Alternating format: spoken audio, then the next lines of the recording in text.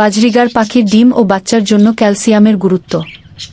আপনার বাজরিগার পাখি যদি সুস্থ, শক্ত খোলসের ডিম দেয় এবং বাচ্চাগুলো যদি দ্রুত ও স্বাস্থ্যকরভাবে বেড়ে ওঠে, তাহলে ক্যালসিয়াম অত্যন্ত গুরুত্বপূর্ণ।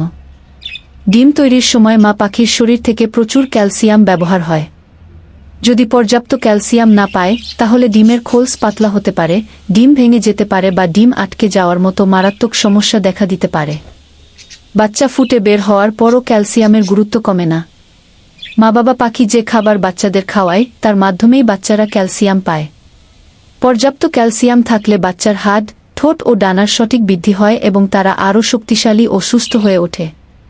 ক্যালসিয়ামের ভালো উৎস হিসেবে কাটলবোন, মিনারেল ব্লক, ডিমের খোসা ভালোভাবে পরিষ্কার ও সিদ্ধ করে গুঁড়ো করা, অথবা পশুচিকিৎসকের পরামর্শ অনুযায়ী ক্যালসিয়াম সাপ্লিমেন্ট ব্যবহার করা যেতে পারে। তবে মনে রাখবেন, শুধু ক্যালসিয়াম দিলেই হবে না।